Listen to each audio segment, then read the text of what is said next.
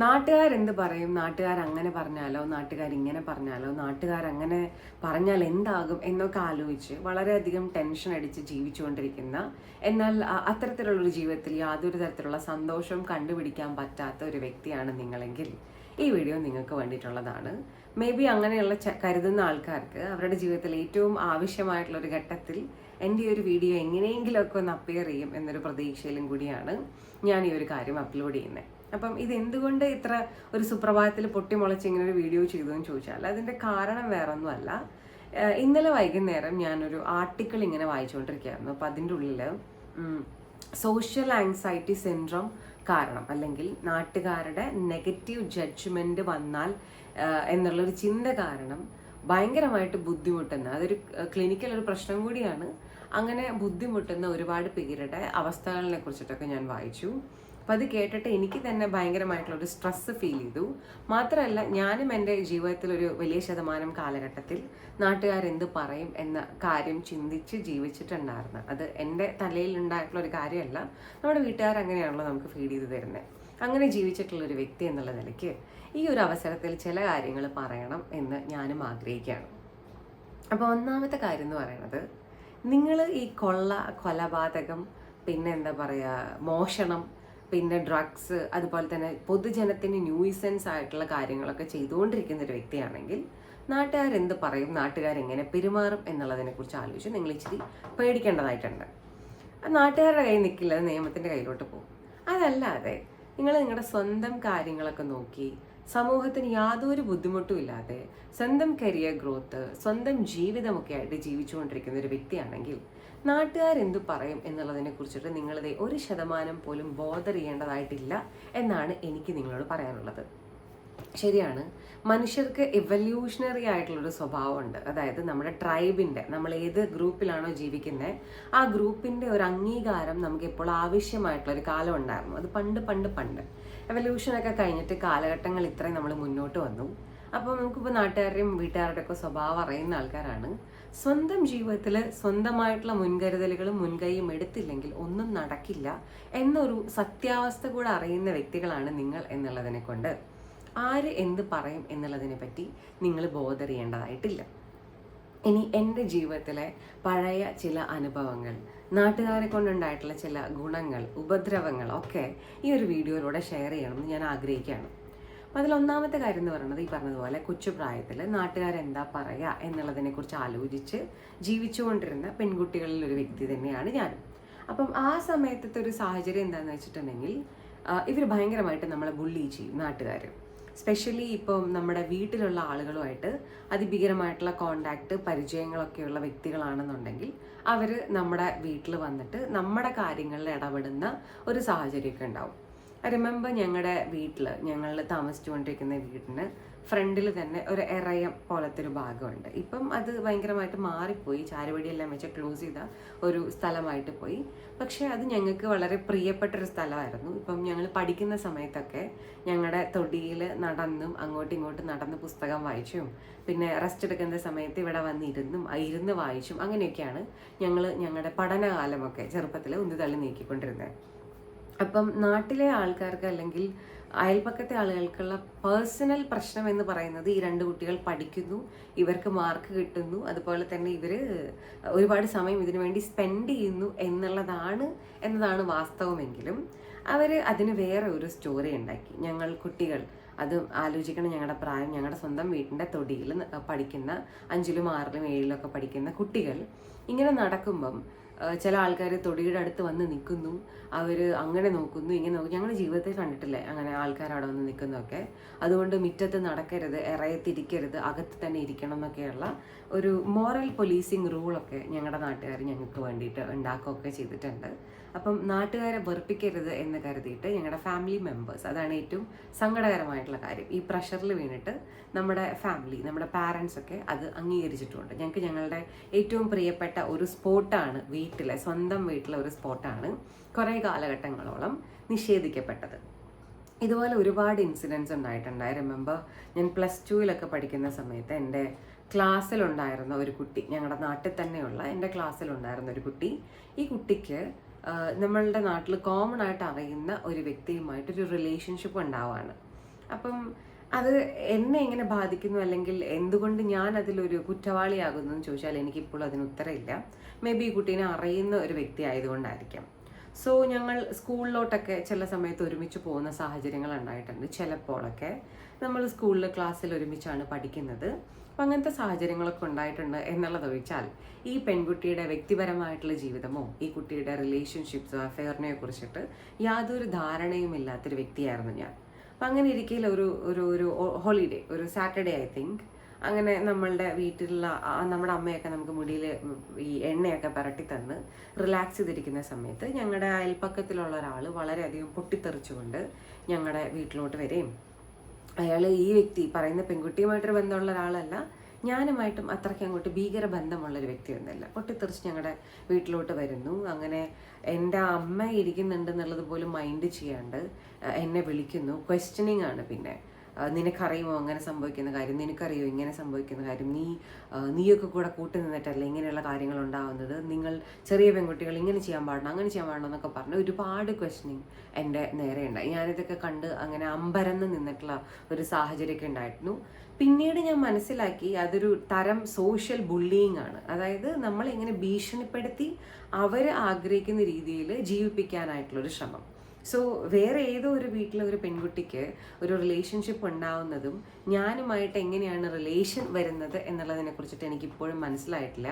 പക്ഷേ അന്ന് ഇയാളോട് തിരിച്ചൊരു മറുപടി പറയാൻ പറ്റുന്ന തരത്തിലുള്ള ഒരു വലിയ ബോധം എനിക്ക് ഉണ്ടായിരുന്നില്ല എന്നുള്ളതിനെ കൊണ്ടും എൻ്റെ വീട്ടുകാർ പോലും ഇത് കണ്ടിട്ട് അമ്പരന്ന് നിന്നു എന്നൊരു സാഹചര്യം ഉണ്ടായി എന്നുള്ളതിലും എനിക്കിന്ന് സത്യം പറഞ്ഞാൽ കുറച്ച് റിഗ്രറ്റൊക്കെ ഉണ്ട്.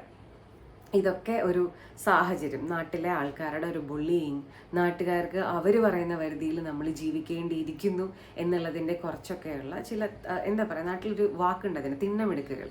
ഇതിൻ്റെയൊക്കെ ഒരു എക്സാമ്പിൾ ആയിട്ടാണ് ഇതിനെക്കുറിച്ച് പറയാനായിട്ട് ഞാൻ ആഗ്രഹിച്ചത്. പക്ഷേ ഇങ്ങനെയൊക്കെ ആണെങ്കിൽ പോലും എൻ്റെ ഒരു 7th സ്റ്റാൻഡേർഡ് 8th സ്റ്റാൻഡേർഡ് തൊട്ടുള്ള കാലഘട്ടം തൊട്ട് നാട്ടിലുള്ള ആൾക്കാർ ഒരു അഹങ്കാരിയായിട്ട് മുദ്ര കുത്തിയിട്ടുള്ള ഒരു പെൺകുട്ടിയും കൂടിയായിരുന്നു ഞാൻ. അപ്പം അതിൻ്റെ കാരണങ്ങൾ എന്താണെന്ന് ചോദിച്ചിട്ടുണ്ടെങ്കിൽ ഇപ്പോഴും ഞാൻ ഒരുപാട് കാര്യങ്ങൾ പറയാം. ഞാൻ ഒരിക്കലും ഈ നാട്ടുകാരുടെ ആരുടെയും വീട്ടിൽ പോയിട്ട് അവരുടെ കുടുംബജീവിതത്തിന് പ്രശ്നങ്ങൾ ഉണ്ടാക്കിയിട്ടുള്ളൊരു വ്യക്തിയല്ല.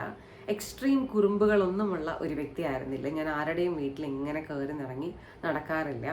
അതേപോലെ തന്നെ നാട്ടിലെ കുട്ടികളെ ഉപദ്രവിക്കുന്ന ഒരു വ്യക്തിയായിരുന്നില്ല ഞാൻ. അങ്ങനെ ഒന്നും ചെയ്യുന്ന ഒരാളായിരുന്നില്ല. നേരെ മറിച്ച് എൻ്റെ ചെറുപ്പത്തിലെ ഒരു പ്രൊഫൈൽ എന്ന് പറയുന്നത് നല്ല അക്കാഡമിക് സ്കിൽസ് ഉള്ള ഒരു കുട്ടി, സ്കൂളിലും കോളേജിലും അങ്ങനെയുള്ള സ്ഥലങ്ങളിലൊക്കെ അത്യാവശ്യം നന്നായിട്ട് പഠിക്കുന്ന ഒരു കുട്ടി, സ്കൂളിൽ പഠിക്കുന്ന സമയത്ത് സ്കൂളിൽ എപ്പോഴും ടോപ്പ് സ്കോർ മേടിക്കുന്ന ഒരു കുട്ടി, ബാക്കിയുള്ള സമയങ്ങളിലൊക്കെ പുസ്തകത്തിൽ ഇങ്ങനെ സ്പെൻഡ് ചെയ്യുന്ന ഒരു കുട്ടി. ഈ പുസ്തകത്തിൽ അങ്ങനെ ഒരുപാട് സ്പെൻഡ് ചെയ്യാൻ താല്പര്യമുണ്ടായിട്ടല്ല, എനിക്ക് അങ്ങനെ എൻ്റെ പ്രായത്തിലുള്ള ഒരുപാട് കൂട്ടുകാരൊന്നും നാട്ടിലുണ്ടായിരുന്നില്ല.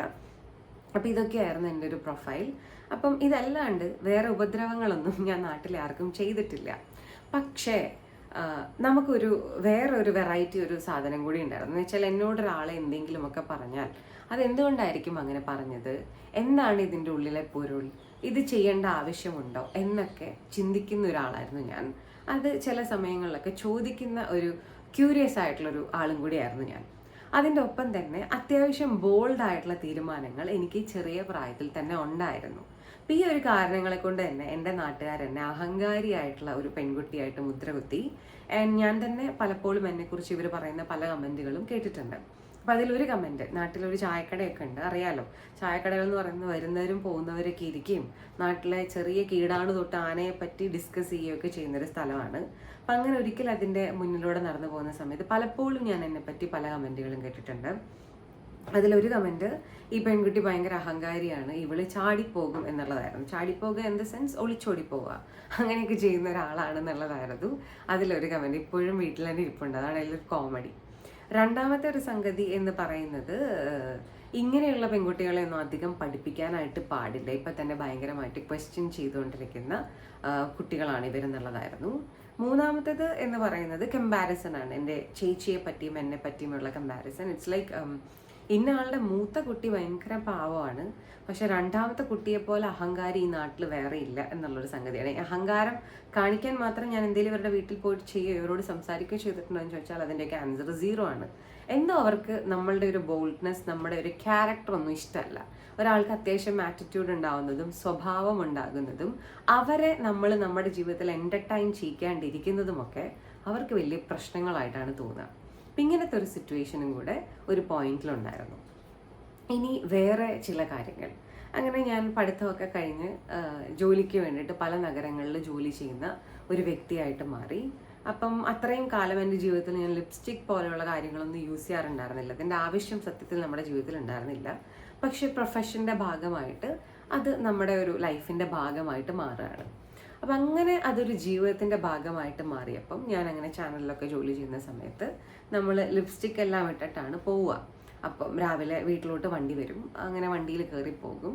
സോ അങ്ങനെ ഇരിക്കുന്ന സമയത്ത് ഞാൻ കേൾക്കാൻ വേണ്ടിയിട്ട് ഞങ്ങളുടെ വീടിൻ്റെ അടുത്തുള്ള ഒരാൾ ഉറക്കെ ഒരു ഡയലോഗ് പറഞ്ഞ ഒരു സിറ്റുവേഷൻ എനിക്ക് ഓർമ്മയുണ്ട്. ഇറ്റ്സ് ലൈക്ക് ലിപ്സ്റ്റിക് ഒക്കെ ധരിക്കുന്ന, ചുണ്ടിൽ ചായം പൂശി നടക്കുന്ന പെൺകുട്ടികളൊക്കെ മറ്റേ പ്രോസ്റ്റിറ്റ്യൂട്ട്സിനെ പോലെയുള്ള ആൾക്കാരാണ് എന്നുള്ളതായിരുന്നു ഇദ്ദേഹത്തിൻ്റെ കമൻറ്റ്. അത് എനിക്ക് ലിറ്ററലി ഭയങ്കര ഷോക്കിംഗ് ആയിട്ടുള്ളൊരു അനുഭവമായിരുന്നു. അത് ഒരിക്കലും എൻ്റെ ജീവിതത്തിൽ ഞാൻ കേൾക്കരുത് എന്ന്, അല്ലെങ്കിൽ നമ്മൾ ഒരിക്കലും അങ്ങനെ പ്രതീക്ഷിക്കില്ല ആളുകൾ നമ്മളെ കുറിച്ചിട്ട് അങ്ങനെ സംസാരിക്കുന്നത്.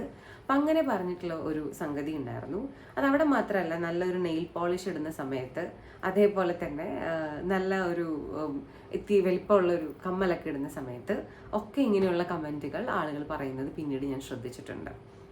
സോ ഒരു പെൺകുട്ടി അതിൻ്റെ ഫെമിനൈൻ ഫീച്ചേഴ്സിനെ കുറച്ചൊന്ന് എൻഹാൻസ് ചെയ്യാൻ വേണ്ടിയിട്ട് എന്തെങ്കിലും ചെയ്താൽ, അതിൻ്റെ ജോലിയുടെ ഭാഗമായിട്ടൊരു വസ്ത്രം ധരിച്ചാൽ ഒക്കെ ഇവർക്ക് ആ പെൺകുട്ടികൾ കുറച്ച് പിഴച്ചു പോയവർ അല്ലെങ്കിൽ നാശമായിട്ട് പോയിട്ടുള്ള ആൾക്കാരെന്നുള്ളൊരു ജഡ്ജ്മെൻ്റാണുള്ളത്. ആൻഡ് ഇപ്പോഴത്തെ കാലത്തൊന്നും കുട്ടികളോട് ഇതൊന്നും പറയാൻ പറ്റില്ല എന്നുള്ളൊരു സിറ്റുവേഷൻ ഉണ്ട്, അല്ലെങ്കിൽ അവരെ മൈൻഡ് പോലും ചെയ്യുന്നില്ല എന്നുള്ളൊരു സാഹചര്യമുണ്ട്. ഞാൻ അതിന് ആ കുട്ടികളോട് അവരെ ഞാൻ അപ്രീഷിയേറ്റ് ചെയ്യുന്നു. കാരണം ഇതൊന്നും ബോധർ ചെയ്ത് ജീവിക്കേണ്ട ആവശ്യമൊന്നും ആർക്കും ഇല്ല. അപ്പം അങ്ങനത്തെ ഒരു കാര്യം ഞാൻ കേട്ടിട്ടുള്ള ഒരു സാഹചര്യം എൻ്റെ ജീവിതത്തിൽ ഉണ്ടായിട്ടുണ്ട്. മാത്രമല്ല, ഞാൻ ലേറ്റ് നൈറ്റ് ഒക്കെയാണ് എൻ്റെ ചാനലിൽ ജോലിയെല്ലാം കഴിഞ്ഞിട്ട് ഞാൻ ഒരു ടൈമിൽ വീട്ടിലോട്ട് വന്നുകൊണ്ടിരുന്നത്. അപ്പോഴും കമ്പനി തന്നെ നമ്മളെ പിക്ക് ചെയ്യും, കമ്പനി തന്നെ നമ്മളെ ഡ്രോപ്പ് ചെയ്യും എന്നുള്ളൊരു സാഹചര്യം ഉണ്ടായിരുന്നു. അങ്ങനെ ഞാൻ 10 മണിക്ക് ശേഷമൊക്കെ വീട്ടിൽ വരുന്നതിനെ കുറിച്ച് നാട്ടിൽ ഒരുപാട് പേർക്ക് എഗൈൻ ചർച്ചകളൊക്കെ ഉണ്ടായിരുന്നു. ഇത് കയ്യിൽ നിന്ന് പോയിട്ടുള്ളൊരു കേസാണ്, 10 മണിയൊക്കെ ആയിട്ടാണ് വീട്ടിലോട്ട് വരുന്നത് എന്നൊക്കെ പറയുന്ന ഒരു സംഗതി ഉണ്ടായിരുന്നു. എന്ന് വെച്ചാൽ ഒരു പെൺകുട്ടി ലേറ്റ് നൈറ്റ് വർക്ക് ചെയ്യുകയാണെന്നുണ്ടെങ്കിൽ അതും വളരെ മോശമായിട്ടുള്ളൊരു കാര്യമാണ് എന്ന ഒരു സംഗതിയും കൂടെ എൻ്റെ നാട്ടിലുള്ള ആൾക്കാർ പറഞ്ഞു വരുത്തിയിട്ടുള്ള സാഹചര്യങ്ങൾ ഞാൻ കണ്ടിട്ടുണ്ട്.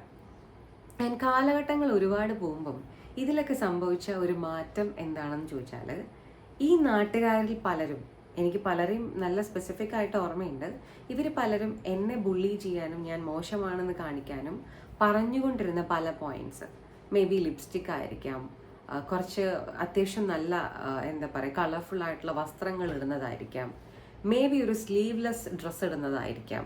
അങ്ങനെ ഞാൻ അധികം ഒന്നും നാട്ടിൽ ഇട്ടിട്ടില്ല, ബട്ട് ഇട്ടാലൊരു പ്രശ്നമില്ല. ഞാൻ ജോലിയുടെ ഭാഗമായിട്ട് ഒത്തിരി ധരിച്ചിട്ടുണ്ട്, ഇൻ്റർവ്യൂസ് ഒക്കെ എടുക്കുന്ന സമയത്ത് ഇട്ടിട്ടുണ്ട്. അപ്പം ഇങ്ങനെ ഒരു ഡ്രസ്സ് ധരിച്ചാലൊക്കെ നമ്മളെ കുറ്റമാണല്ലോ പറഞ്ഞുകൊണ്ടിരുന്നത്.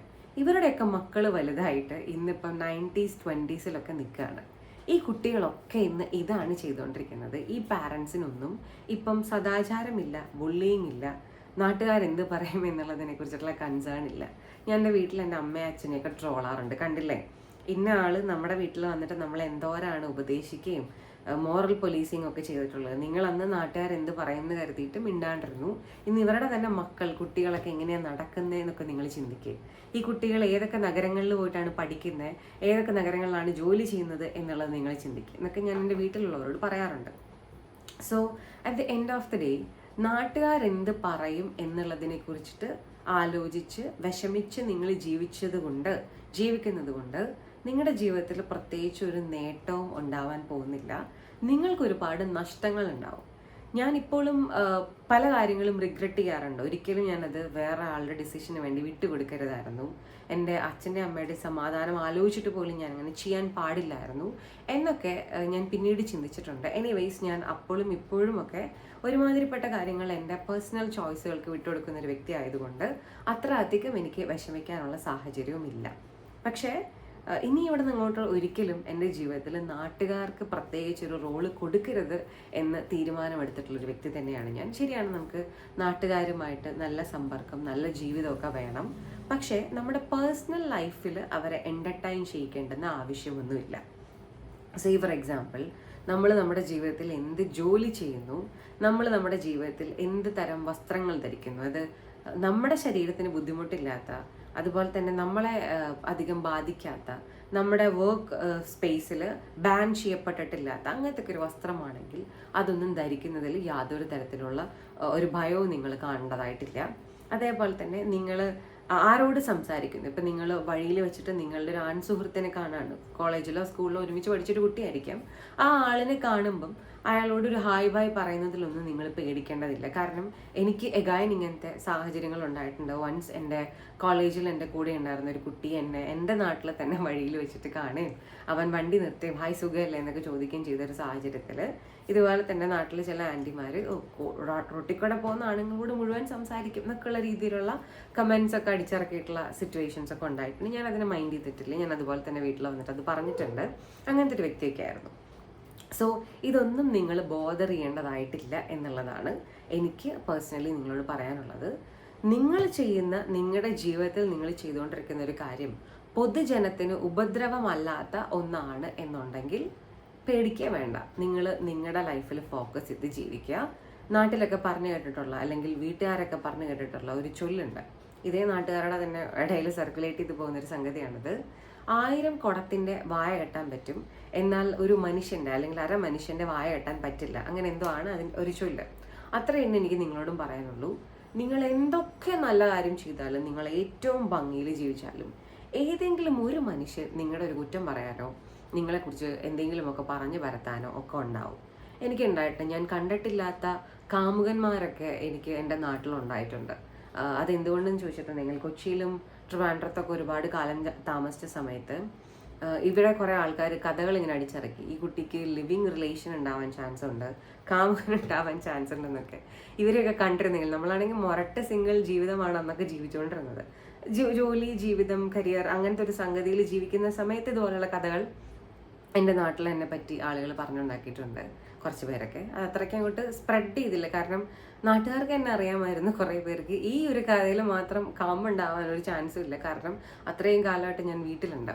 അപ്പം കല്യാണമൊക്കെ കഴിക്കാണ്ട് അങ്ങനെ നിൽക്കുന്ന സമയത്ത് അത് ആ ഒരു സാധനം മാത്രം അവരങ്ങനെ എഴുതി തള്ളിയെന്ന് തോന്നുന്നു. എനിവേയ്സ് അതിന് മാത്രം അത്ര പ്രചാരണം കിട്ടിയില്ല നാട്ടിൽ. അപ്പം അങ്ങനെയുള്ള ഒരുപാട് കഥകൾ ഇവരെ ഇങ്ങനെ അടിച്ചിറക്കിക്കൊണ്ടേയിരിക്കും. ഒന്നും മൈൻഡ് ചെയ്യണ്ട. നിങ്ങൾ നിങ്ങളോട് സത്യസന്ധതയുള്ള, നീതിബോധമുള്ള, നിങ്ങളോട് മതിപ്പുള്ള, നിങ്ങളെക്കുറിച്ചിട്ട് നല്ല നല്ല ധാരണകളുള്ള ഒരു വ്യക്തിയായിട്ടിരിക്കുക, മുന്നോട്ട് പോവുക. നാട്ടുകാർ എന്ത് പറയും എന്നുള്ളതിനെക്കുറിച്ച് ആലോചിച്ച് നിങ്ങളുടെ ജീവിതത്തിൽ ഒരു നല്ല തീരുമാനം പോലും നിങ്ങൾ മാറ്റി വയ്ക്കരുത്. അങ്ങനത്തെ ഒരു സാഹചര്യം ഉണ്ടായാൽ നാട്ടുകാർ അവരുടെ ചോറും സാമ്പാറൊക്കെ കഴിച്ച് കടന്നുറങ്ങി പിറ്റേ ദിവസം ആരെങ്കിലും കുറ്റം പറയാനുള്ള ഒരു ഇൻറ്റൻഷനിൽ ജീവിക്കും. നിങ്ങൾക്ക് നിങ്ങളുടെ ജീവിതത്തിൽ ഒരുപാട് ലോസസ് ഉണ്ടാവും. അപ്പം അങ്ങനെയുള്ള ലോസുകൾ നിങ്ങൾക്ക് ഒരിക്കലും ഉണ്ടാവാതിരിക്കട്ടെ. ആൻഡ് ഈ ഒരു വീഡിയോ അതാവശ്യമുള്ള ആളുകളിലോട്ട് ആവശ്യമുള്ള സമയത്ത് എത്തട്ടെ എന്നുള്ളൊരു പ്രതീക്ഷയാണ് എനിക്കുള്ളത്. സോ ചില ആൾക്കാരൊക്കെ പറയാറുണ്ട് എന്നോട്, കുറേ കാലമായിട്ട് വീഡിയോസ് ഒന്നും കാണുന്നില്ല, എന്താണ് വീഡിയോ ഇല്ലാത്തതെന്നൊക്കെ ചോദിക്കാറുണ്ട്. സോ അതിൽ എൻ്റെ ഭാഗത്തു നിന്ന് ഒരു തെറ്റുണ്ട്. ഞാൻ നിങ്ങളോട് ആരോടും സബ്സ്ക്രൈബ് ചെയ്യാനും നോട്ടിഫിക്കേഷൻ ഓൺ ചെയ്യാനൊന്നും പറയാറില്ല. പിന്നെ തൊട്ട് ഞാനത് പറയാണ്, നിങ്ങൾ സബ്സ്ക്രൈബ് ചെയ്തിട്ടുണ്ടെങ്കിൽ നിങ്ങൾ നോട്ടിഫിക്കേഷൻ ആ ഒരു ബാർ ഒന്ന് എനേബിൾ ചെയ്യണം, അല്ലെങ്കിൽ ആ ഒരു ബെല്ലൊന്ന് എനേബിൾ ചെയ്യണം. എന്നാൽ മാത്രമേ ഞാൻ എപ്പോഴെങ്കിലും ഒരു വീഡിയോ ഇട്ടാൽ അത് നിങ്ങളിലോട്ട് എത്തുള്ളൂ. സോ നമുക്കിനിയും പുതിയ വിശേഷങ്ങളും അതുപോലെ തന്നെ പൊളിറ്റിക്സും പ്രൊഡക്ടിവിറ്റിയും ഒക്കെയുള്ള വിശേഷങ്ങളൊക്കെ ആയിട്ട് ഇനിയും കാണാം. തൽക്കാലം ബൈ.